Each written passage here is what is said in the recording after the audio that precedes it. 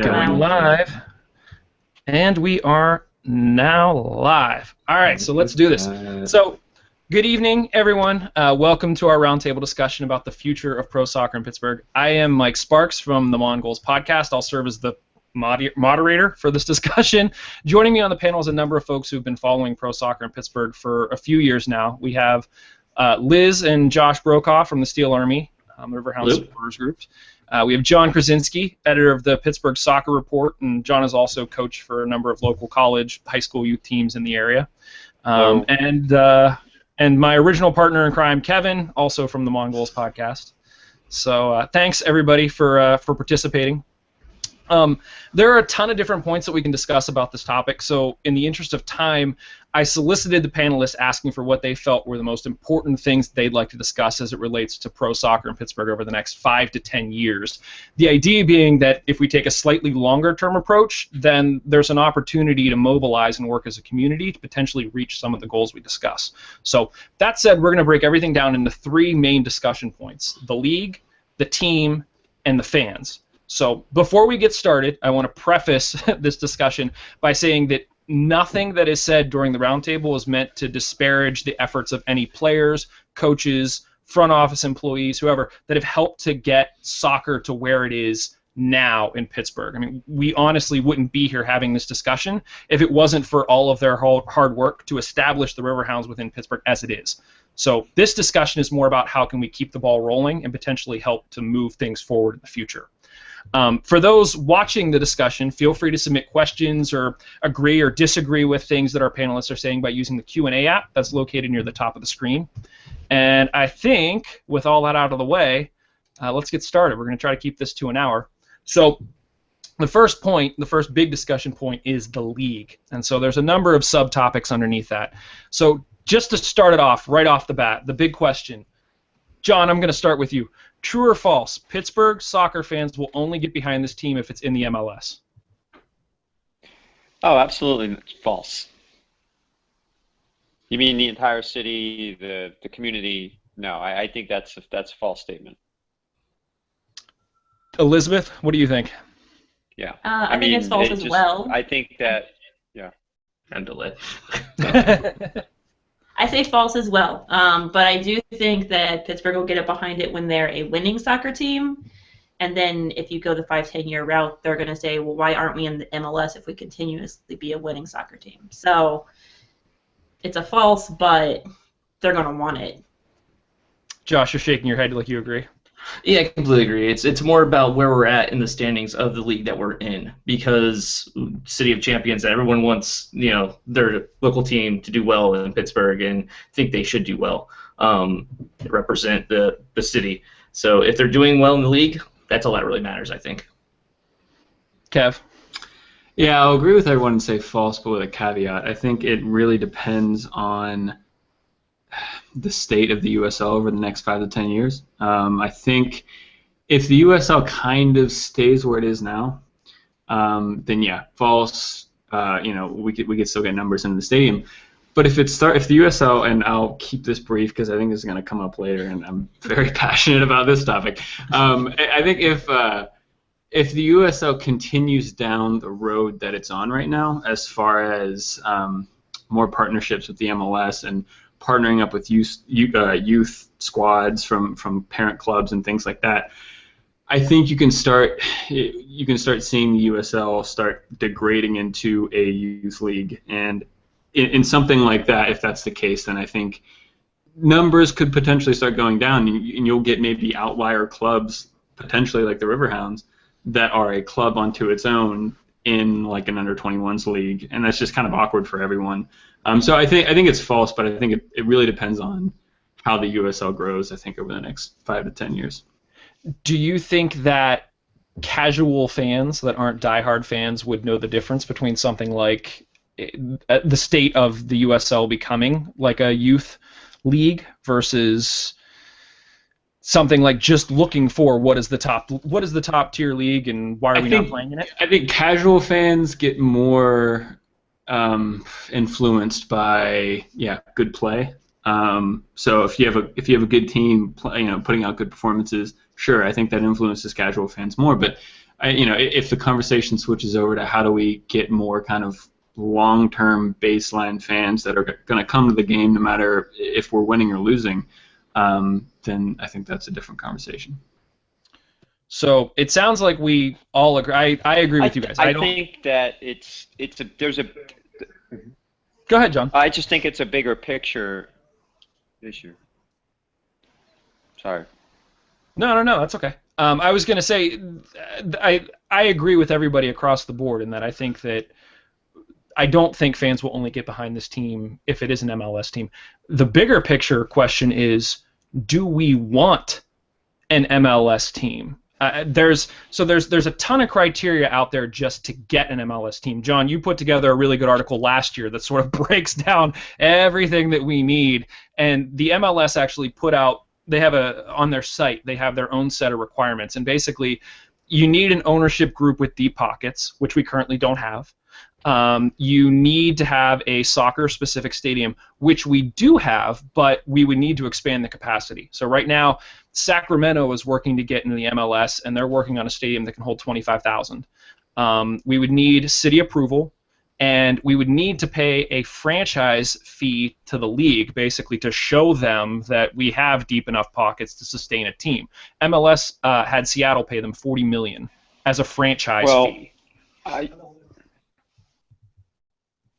Go ahead, John.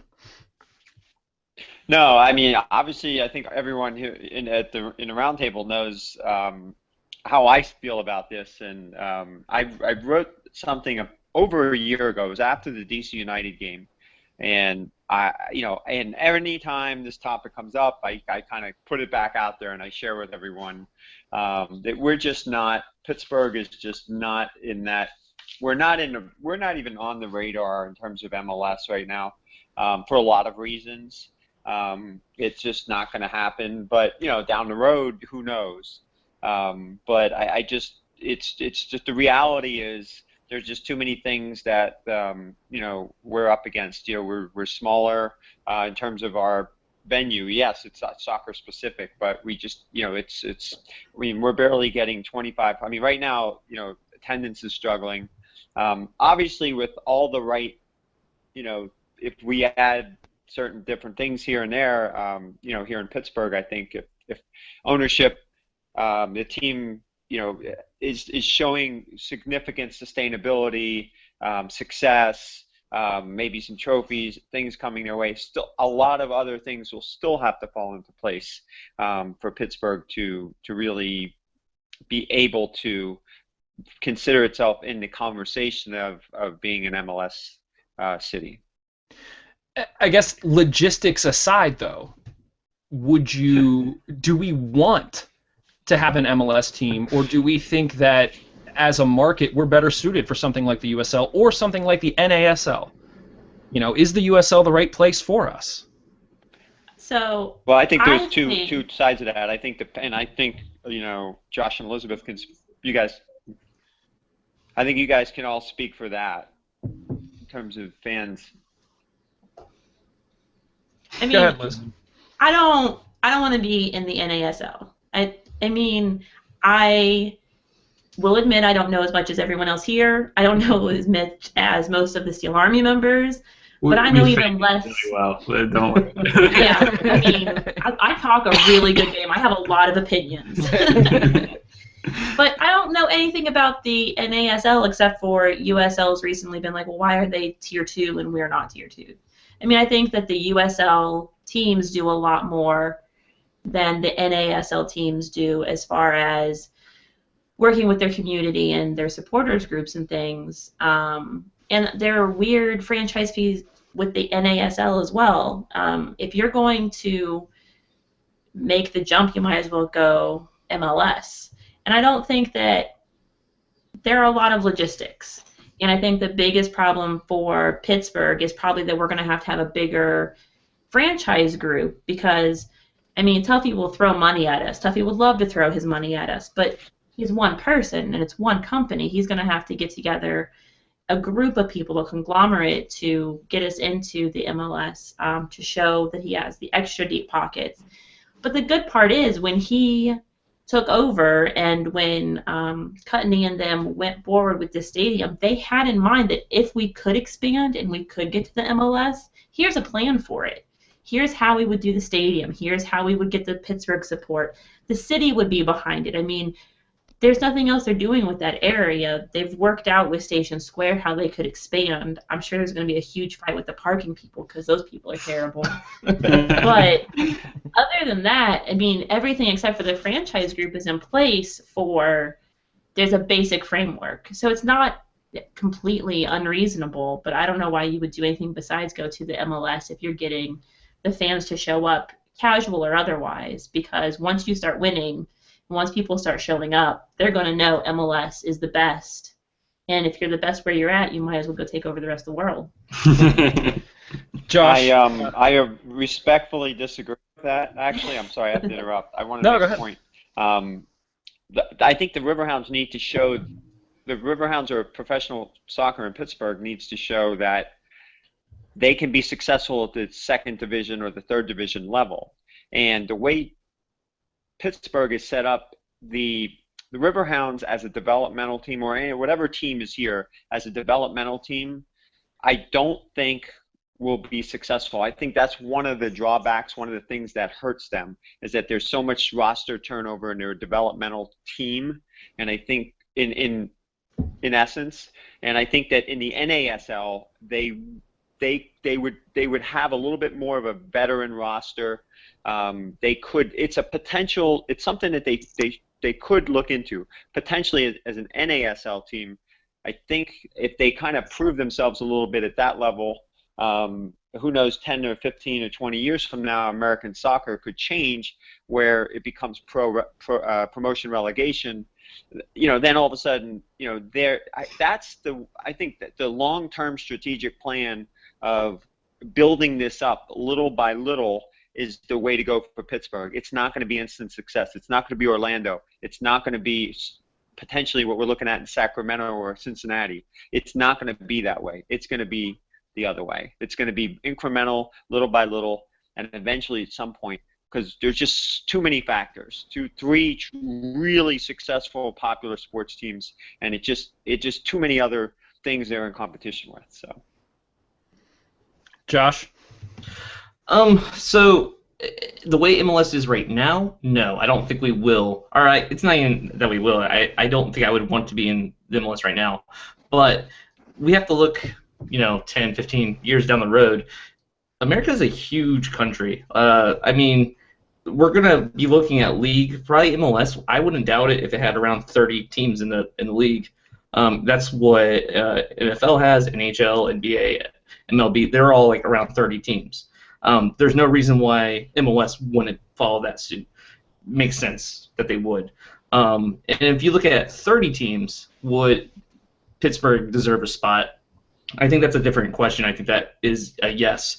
If we were able to start filling up the stadium we have right now consistently, being a good team, actually showing up. But I do think if we ever achieve that goal, it's not going to be with the type of money that is being put into the team that is right now. It's going to have to be a lot more investment, maybe a different ownership group, maybe just a bigger ownership group. I mean, not to speed up the timeline on this, but something to keep in mind. So, the MLS currently has 20 teams in the league. There are 24-ish that have been announced. So they also have Atlanta, LAFC, Minnesota, Miami that are sort of on the list. Okay, so that basically means that they have said that they want to expand to 28 teams by 2020. So that's 4 years from now. So if they're going to go to 30, that's basically 6 spots left. If they're going to go to 32, that's 8 spots left. 4 of those already being claimed. So we may find ourselves in a situation where if we want to be in the MLS, we may just run out of time. Where there are other teams out there like the Louisvilles, like the Cincinnatis that have sort of shown more quickly. And granted, if we had somebody that came in with some deep pockets and made a splash, like the Beckham in Miami situation where I don't think they have a team, but he came in and said, I want to put a team there, and they said, sure. If we had somebody come in like that and say we want to put a team in Pittsburgh, then MLS would listen. I mean, it's a business first. But we may just run out of time. And if that's the case, are we still happy being in the USL versus the NASL? Kev, you've been patiently waiting. Yeah. Well, so, two things. I think it's kind of, I don't know, it doesn't make a lot of sense to me. This conversation doesn't even need to take place if there's a promotion relegation system put in for American soccer. There could be a very logical reason that I'm completely overlooking on why this isn't in place, but I don't understand the reasoning for it. Money. But yeah, it's money. Yeah. Money. Well, yeah, but I mean, you have, I mean, you see this. Don't make me drop the mic on you again. You see this elsewhere. I mean, teams just eventually adapt or they don't. I mean, I watch England a lot. You'll get, United have 80,000 people who get in their stadium, and then you have, Middlesbrough's coming up this year, and I doubt maybe they have 20 or something. I mean, now granted, this is huge, but anyway, getting off the point of promotion relegation and stuff. The only thing I worry about is, and this will be, I'll say my piece and I'll stop talking about it. I worry about the direction in which the USL is going. If we don't get into something like the NASL or the MLS, it seems like the framework's in place for the USL to become a youth league. We've seen it already with Red Bulls, Orlando. There's tons of teams. And there's an article that I've loved that kind of touches on this topic elsewhere in European soccer. It's 2 sentences, and it very much explains how I feel about the situation. It says, "You forget that football clubs were not established in order to maximize revenue streams, stockpile talent, or even win trophies. They were set up to represent local communities, and you would rob these communities of their club just to secure some exercise for your youth team." And that's exactly how I feel. I mean, this isn't, I feel weird, even just the rhetoric of having a parent club is a little, I don't know, it's a little weird. It kind of, it churns within me. It's a not comfortable thing. Yeah. So that's, I worry about, I don't want to get stuck in the USL too long for fear of what it might turn into. I mean, I guess that's a valid point in that it seems like at least both the NASL and the USL are sort of in flux, constant flux, whereas the MLS is more established. So I think one of MLS's best strategic moves against the relegation promotion system was partnering with the USL and basically saying that every MLS team has to have a USL affiliate for training. So it basically gives them more time on the field for youth players. It's good for U.S. soccer in general because you're getting players more valuable minutes, but at the same time, they're never going to promote TFC2 to the MLS if TFC is in the MLS. So in a lot of ways, they sort of put their thumb on that, and by trying to promote the USL above the NASL, in my mind, it sort of squashes it a little bit. But I agree with I mean, there's second ahead, and third division teams. I'm sorry, there's second and third. I'm just to your point. There's second and third division teams in other the established countries, the Englands, the Germanys that have a second Bayern or a second. There's I was thinking of the German league. I know that some of the big name teams have a second or a third division team of their own. They kind of always stay in that level. So it's not unprecedented here in the States. That's the only point I just really want to make there. Do we foresee a situation where because the MLS and the USL are sort of buddy together, that at some point the USL could continue expanding until whatever? I mean, we're what now, 30 teams, and USL will be 31 next year. Yeah, I mean, do we see a situation where potentially the MLS comes in and says, okay, they've already said that every MLS club has to have a USL affiliate. We're right now partnering with Columbus, And there are fans in Columbus that are saying, well, why are you partnering with a team? Why aren't you just making a Columbus 2? Do we ever see a point where the USL basically comes to us and says, look, there are 30 teams in the MLS, and every team wants their own affiliate. We don't want to have 40 teams in our league. Go find somewhere else to play? I mean, does anyone think that that's a reality? Or a potential I don't think reality? it's a reality. Here's my question. I do. I'm Sorry. no one cares about Kevin. So I could be very wrong about this, but this is what I think I remember. So the USL teams have to have some kind of youth academy, correct? Mm-hmm. USL. MLS does for sure. I don't know about USL. Not necessarily. So MLS is supposed Right, to have the MLS youth for sure. academy. USL, Yes. it's all Okay. right now. It's Well, it's- then that everyone has one. destroys my point. Never mind. Gotcha. But I think that Yeah. people should treat youth academy like a youth academy. Like, I know you want these people to have practice, so make your youth academy better. Make your teams, the high school level or whatever, the 4th division. To John's point, I mean, like way earlier, but if we are going to get to a point where we have so many MLS teams, you're right, John. We're never going to. We may not get into the MLS, and we have to go incrementally. But if we have to go incrementally, then so does everybody else. And I think at that point, maybe Kevin gets his wish of promotion relegation, and at some point the MLS has to decide if the youth academy is a youth academy or if it's a 2-team, and then make them part of the promotion relegation. Like, it just can't continue the way it is, because everybody wants to be part of something that's growing, and right now soccer is growing in America, and there's so many kids playing it.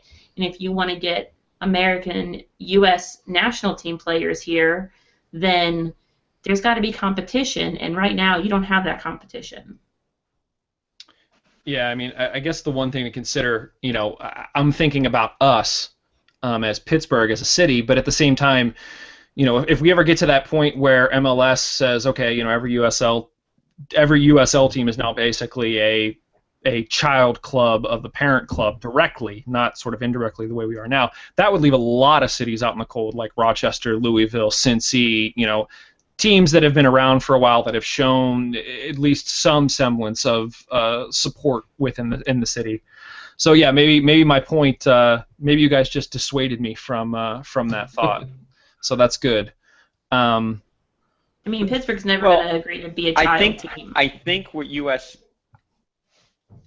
Go ahead, John. I think what USL really wants to. I think what USL would ideally would like to be is maybe something on the level of 36 to 40 team with 2 or even 3 conferences, or something like maybe even 4 conferences, 4 divisions, or however you want to see it broken up. Some mega league, and it's going to have a mix of the MLS affiliates and the long-standing or standalone type teams. And I think there's the Riverhounds, in my opinion, have now 3 years, and I don't know if it's coincidental or if it's not, but if you look at 2014, 2015, and now this year, 14 and this year we were affiliated with, Pittsburgh was affiliated with an MLS team. In 15, they to be standalone. Look at the results speak for themselves. In 15, they had a successful season. I'm not sure how much we want to read into that, but I do think that the Pittsburgh, Rochester, Richmond, Charleston, those teams, they I think kind of are some of them are affiliated, some of them are not, Harrisburg too, but they can be successful as standalone teams. They've proven it, and so I think USL doesn't need them as much to really be an affiliate franchise. I think that what they want to see is just a wide growth covering this, from having teams from all the way up to the northwest all the way down to Florida. So, Kev, let me ask you this, because you were sort of originally in the camp of fear of the USL. After this discussion, do you think that I think it makes sense, and I think we're all sort of in agreement with John in that rather than, let's say, make the leap now, just sort of ride this wave and sort of see where it takes us, continue to grow, see where it takes us. But do you still think that the USL long term is sort of the right solution versus the NASL? Yeah, I'm pretty. I don't have strong feelings versus USL or NASL. And so yeah, I'd be happy to stay in the USL if there was a clear plan forward. I think from all the previous discussions that we've had, obviously things are in flux right now with American soccer. If someone could just come out with a manifesto saying this is what we're going to do, I'd feel a bit more comfortable with okay, well then this is how we can plan our club moving forward. And yeah, I'm trying to find the word for it. I've been trying to find the word for the past 30 seconds. I can't find it. I'm indifferent. That's the word between USL and NASL as far as this stuff goes. Is anyone, considering all of the flux that there is beneath the MLS, does anyone fear potentially losing a team because we're part of that flux? John, do you have any fear that at some point we may lose a team if we aren't in the MLS? No, I don't think we'll. I will have fear that we lose a team because we have unstable ownership, and money runs out, and people are just not showing up for soccer in Pittsburgh. That is, we're hoping for that will never happen. But I can't guarantee that. Right now, I'd be more concerned about the current state of the franchise right now and just making sure that they can get to, just having significant sustainability. They're still coming out of bankruptcy, so I think that's something that we all should be. We want to see, kind of taking those next steps out of that. Absolutely. Kev, I'll just make this really quick. I think going back to what John just said there and building off of your original question, what I just fear is a situation where we're in, say, a 40-league team, 25 of them are B teams from the MLS, and the door is slammed shut and said, okay, sorry, there's no way out for you now. You're in the USL, no matter if you get great or you get poor, or have an injection of more investment. You're here. You're playing these 25, B squads. That would not. I wouldn't. I wouldn't be excited about that future. So yeah, that's. Josh, what do you think? So as far as that goes, I'm not concerned about USL going anywhere. I feel like USL is actually more stable than NASL. NASL is doing this push where they want to be. They see themselves as not so much the second division. They see themselves as a possible rival to MLS, which blows my mind. Like I was like, no, you're not. But but that's what they're going for. They're not putting caps on their owners as far as how much they can spend. It's a little bit more of the Wild West, where MLS is a little bit more of a kind of everyone is very cautious. It's a single entity league, so you buy into the franchise, and then there's a pool of money, and that's kind of like where it's divvied out. So it's kind of like a safety net, and that's the only reason why they survived. Whereas the original NASL crashed because they spent way too much money and they just couldn't, stay viable. But that's why I don't think we'll see promotion relegation in this league in MLS, because they're a single entity. They bought the franchise right. They're not going to want to see one of their teams go down. But what we will see is if a team's not pulling its weight, eventually it will fold.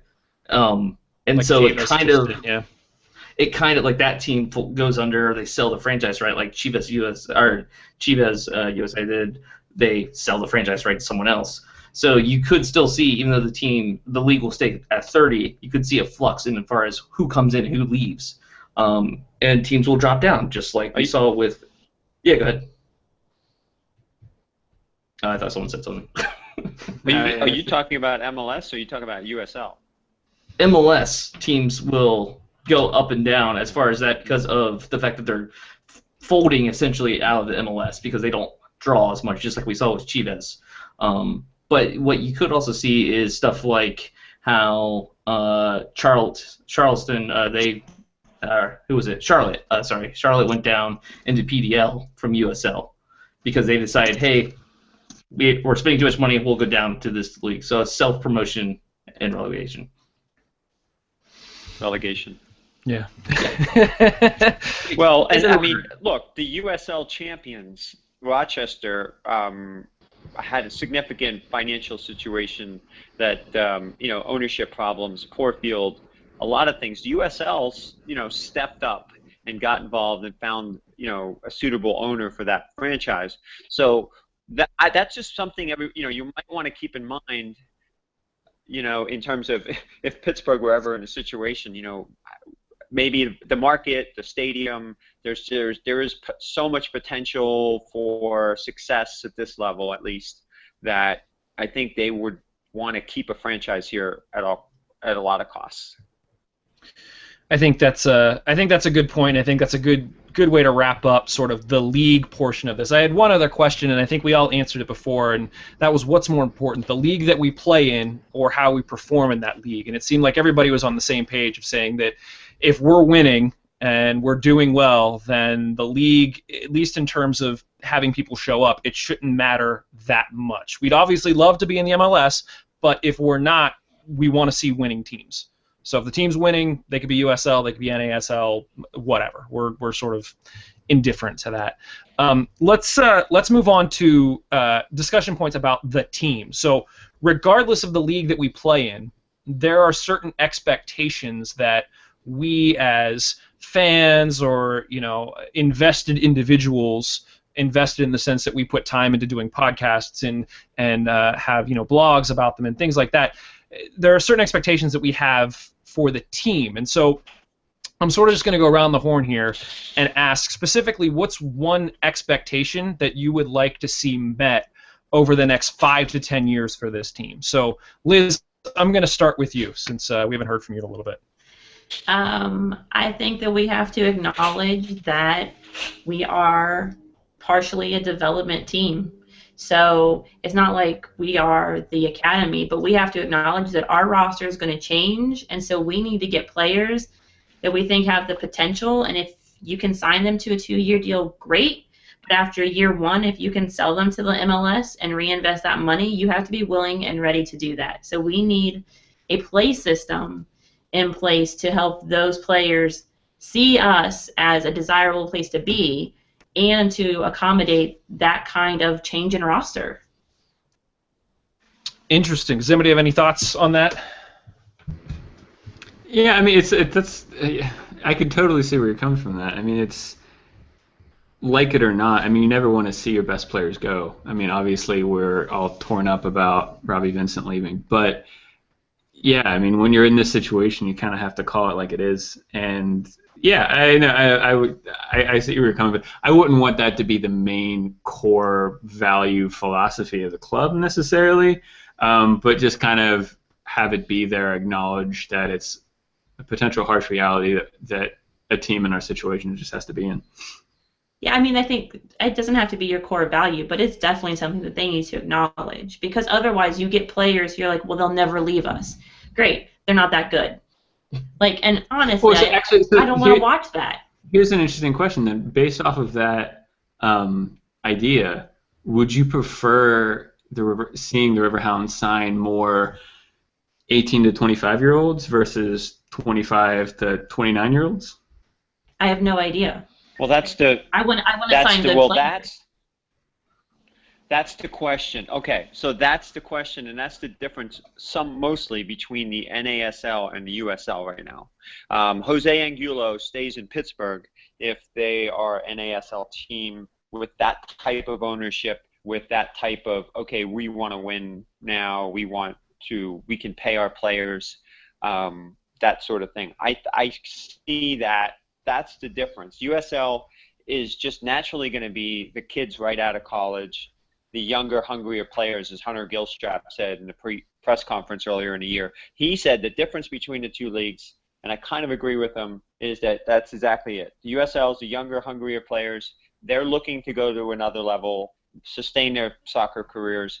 NASL, I think you're looking at guys who are just a little bit more veteran presence. They know they're probably never going to play or at the MLS level again. Maybe they did, and that's the difference. And what Pittsburgh needs, I think, are some players who are going to be faces of the franchise. So maybe a Robbie Vincent, maybe in a couple years, I don't know. Jose, somebody like that, the face of the franchise. You know, maybe in some point it's a homegrown player. I mean, that's a problem we have here as well, and that's a whole other topic.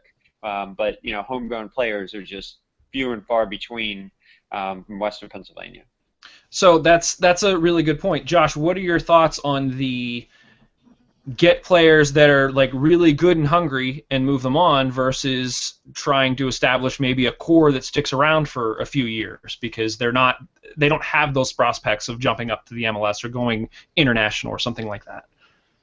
I feel like if we were a team that was in the top of this league, we would get players who are happy in this staying with the team. So you get a couple of the veteran players that are kind of like the marquee ones, but then you have this, you know, the up-and-coming players who want to play for that team, learn from those players, and get seen by a wider audience and move on to either NASL or MLS or wherever else they can get to. So you kind of do need that mix, because if you don't have that, if you only have one or the other, it's either stale because it's just people who are just coming in for the paycheck. To them, it's just a job and not really, there's no passion there.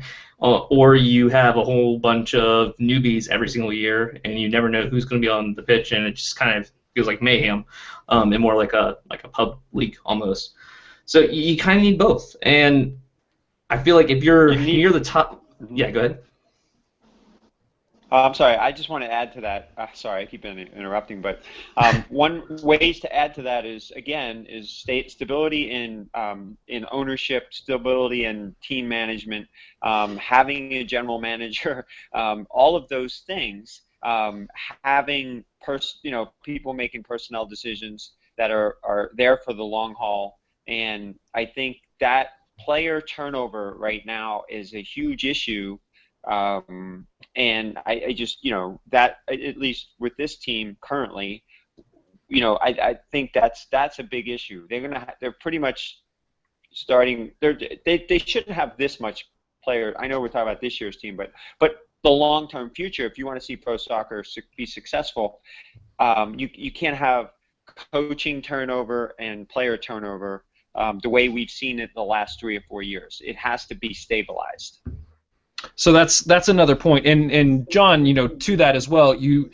We've mentioned before, I think Kevin brought up on the show, if this is a rebuilding year, call it a rebuilding year. The problem is that with as much turnover as we've had, you can't really call it a rebuilding year because you don't know who's going to come back next year. Like, it could just be a whole new, fresh set of faces. At which point, you're not learning anything from this year. You're just starting from scratch. But I guess what do we think about the possibility of sort of being known as this club that has veteran players that are there to learn from, but also can help propel younger players' career up to the top level? Do we think that that's something that's feasible? That's something that we should be striving for, where you have, a team with Danny Earls and Kevin Kerr and Lebo Moloto, and they're that core, and then you also can bring in these young guys. Do we think that's sustainable? I think it's sustainable, but I don't want it to become a focus on that we want to be a place where MLS players retire, like the MLS is a place where EPL players retire.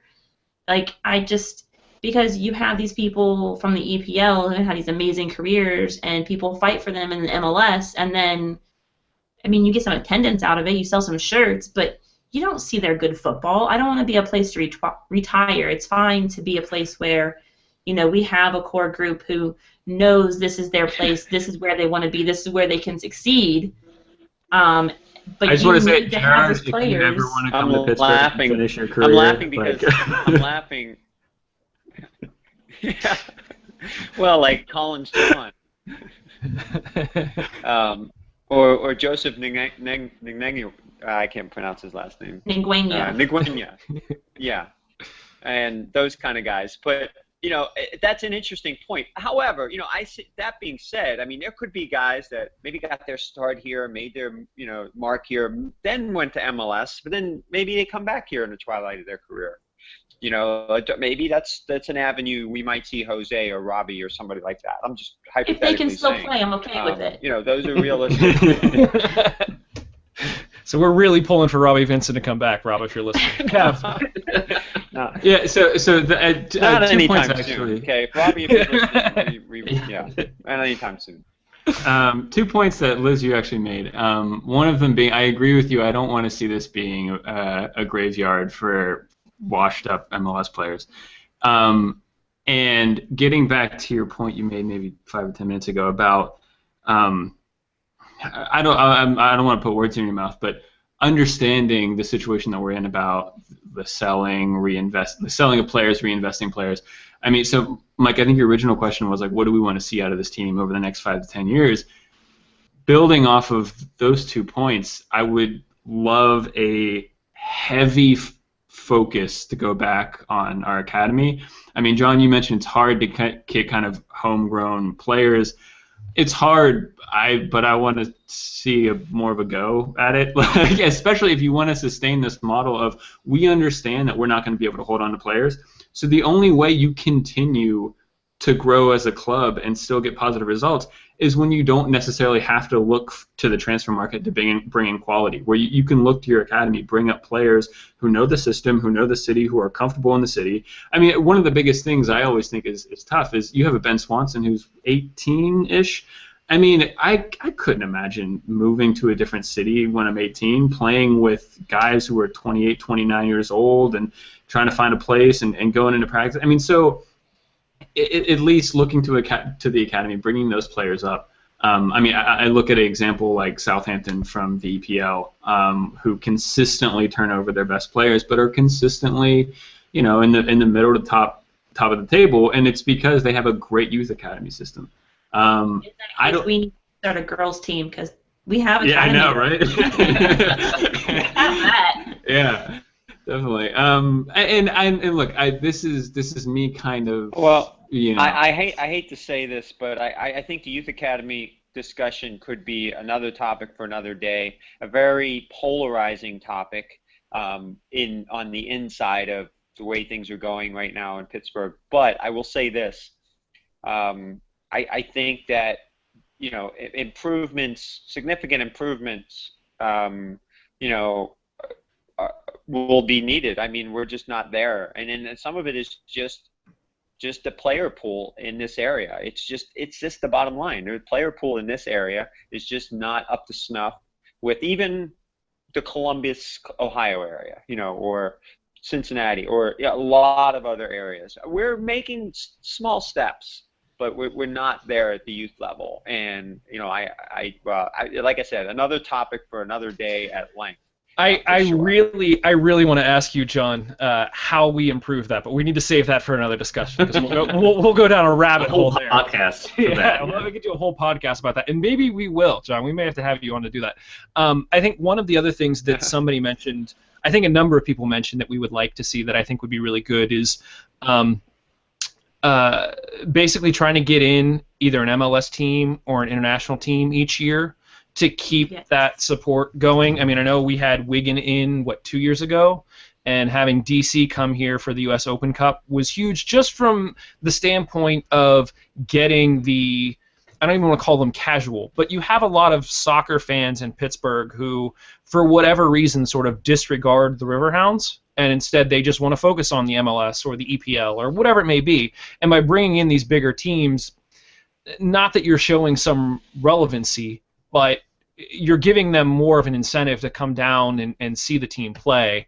And when Wigan came in and we scored like 5 minutes into the game, I know there were a lot of people in the stands that went, "Wait, what?" Like they were there totally as Wigan supporters, and I think they turned some heads. Granted, they ended up losing that game, but at the same time, you're getting them into Highmark, you're giving them the experience. So I think that's something I would like to see. I don't know how we go about doing that. I don't know who needs to have the connections where and what, but that's something I'd like to see as well. I think the deep pockets connect all those things really matter. Having deep pockets, connections, just legitimacy. I mean, the Riverhounds have to show, or whatever team is here has to show legitimacy, and has to really go out and seek it. I'm sure there's an investment involved. I'm sure there's a cost involved.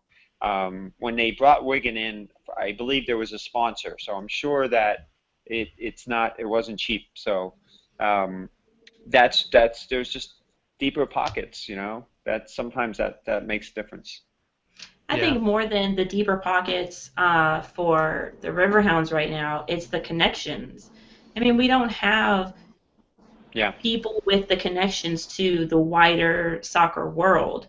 We need an actual president. I love Tuffy, but Tuffy decided to buy the team, to buy the stadium because his kids like soccer. Tuffy didn't buy it because he knew anything about soccer. So we need a president who knows soccer, who knows people, who can take out a plane trip and have dinner with somebody and, know the talk and walk the walk so that you move things down the line. And then, I mean, if you told K&L Gates or you told, other businesses, you could get the sponsorship. I'm not worried about the money. Sports in Pittsburgh, we got that. But you need someone who can get the logistics together, because if you don't present me with a plan that's itemized and I can look at a nice glossy paper, I don't even care if it tells me what my profits are, but if I don't have a nice glossy paper that tells me how you're going to get it done, I'm not giving you anything. And I'm certainly not doing it for you.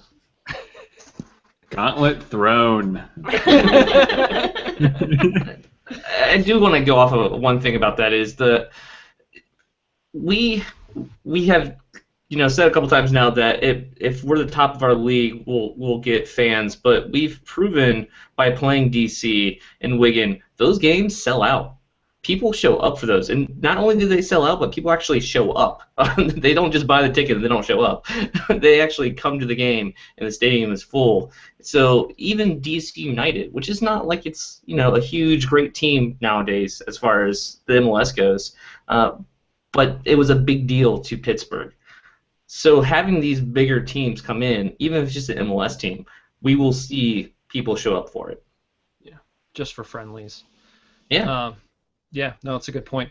I guess before we move off of this topic, because we only have about 12 minutes left, was there any other goals? I'm sort of looking through the list of what you guys sent me for the next 5 to 10 years for the team that we would like to see. Do we miss anything? Anything that people have on the tip of their tongue? I just have to say, I love how John is slowly fading into the night like Batman or something. It's just the dark is just. I don't know if he heard me or not.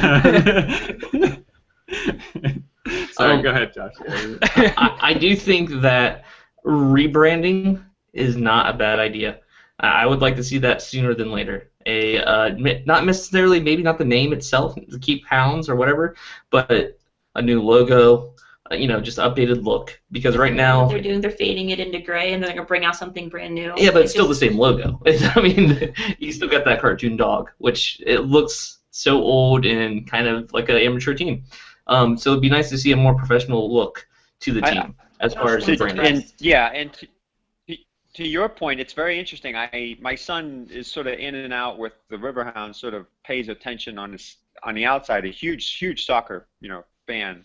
And he said the other day, just out of the blue, he said it would be nice if they had some sort of crest as opposed to the cartoonish. So right to your point, he said the same thing to me, and I hadn't really thought about that as much because I'm usually more worried about what I'm watching on the field. But that's an interesting point, and I don't know if that's the difference between, I think it's just professionalism, the legitimacy, those kind of things. It looks better. It has more of a soccer feel to it, a football feel to it, if you will. But I think I think that would be cool.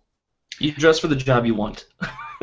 So we should be making ourselves look a lot more professional. And if you need any proof that the image matters, the Steel Army has a crest, and they sell all of the scarves. They sell all of the shirts. They sell all of the everything to people who are and are not Steel Army members. People show up for a single game, and they have 3 shirts and 2 scarves from the Steel Army. Yeah. No one wears around the Riverhound shirt. Well, except Mike and Jeff. What? What are we talking about? No, but I think that's a good point. There's two different sides to the team. There's the product on the field, which I think that those of us who are there watching every game, we want to see that improve. But there is also the marketing, branding, logo side of things, and this sort of segues into the next topic point.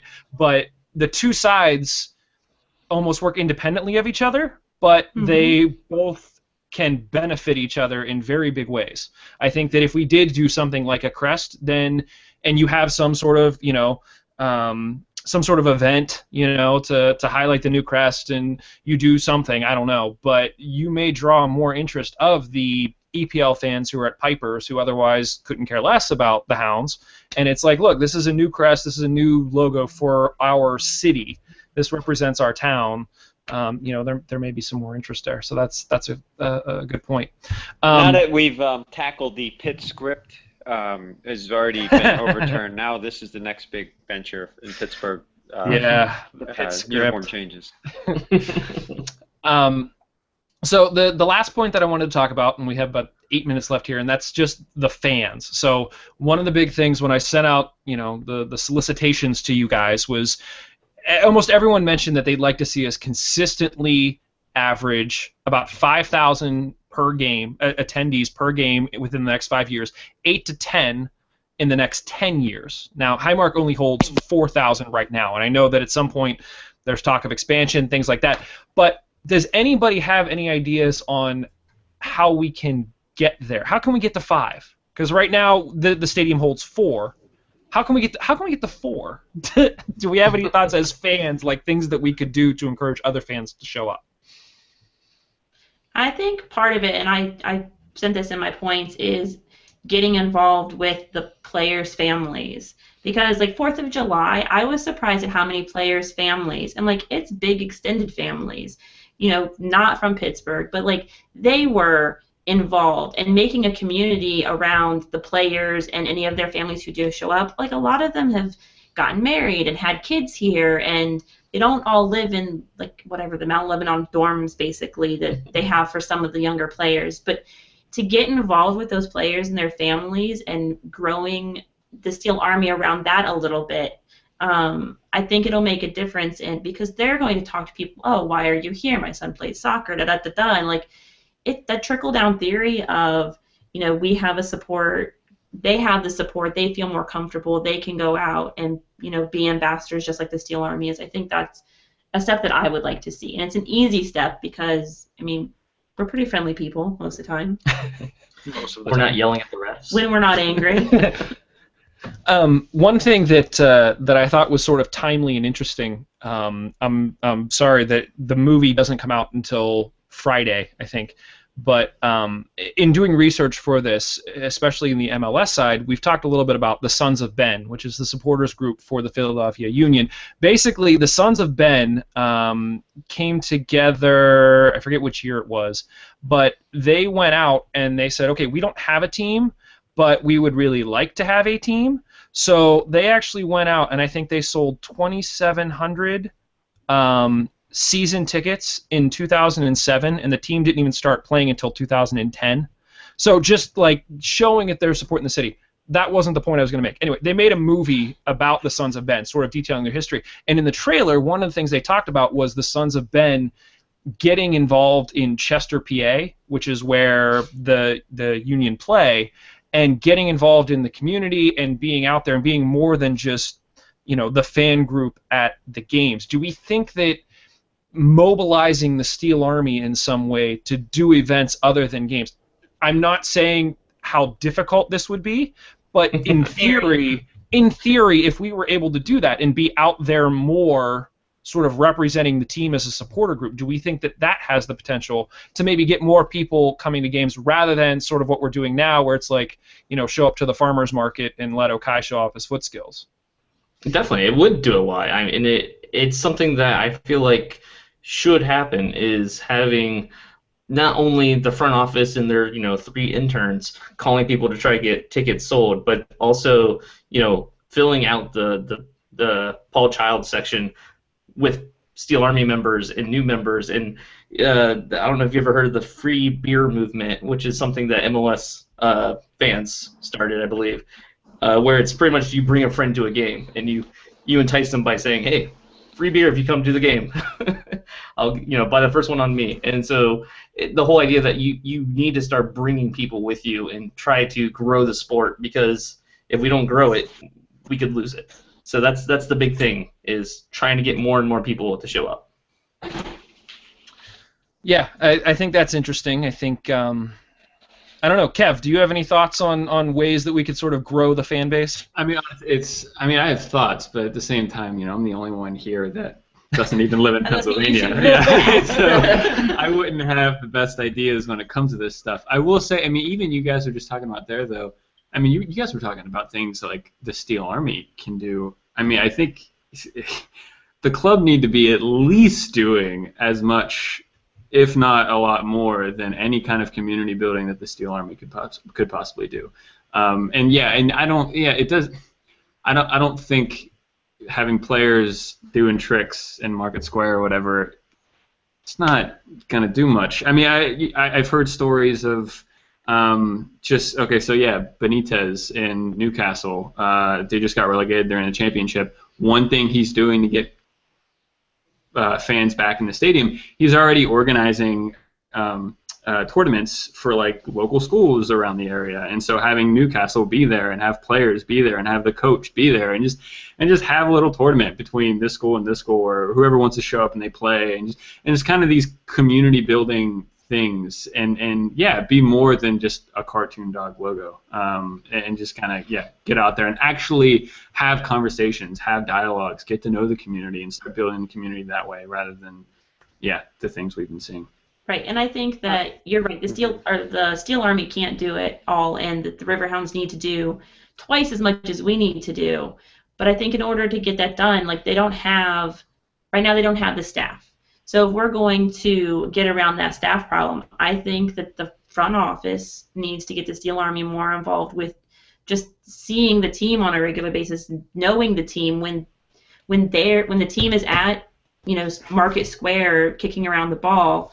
They should make sure that they have a couple of people there who are, know the players, can make the players feel comfortable, and who know the community to make, have the community come up and talk to them. Because if you're not, like, they sent people to serve drinks at a couple of events. They sent players to, basically stand and pose because their butts look nice in jeans. And, I mean, listen, it's nice eye candy, but it ain't doing nothing for people in the seats. They're like, it was so great. I got to see him. He has a great accent. We took a picture. Yay, selfies.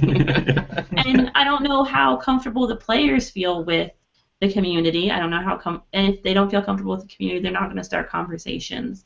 So I think that getting the Steel Army involved with the players themselves, like just on a friendly basis. I mean, let's have like a giant dinner. They have families, which, that kind of stuff, to have the players feel comfortable, and then sending the players out to the zoo where they're going to have conversations. A cookout. There we go. Yeah.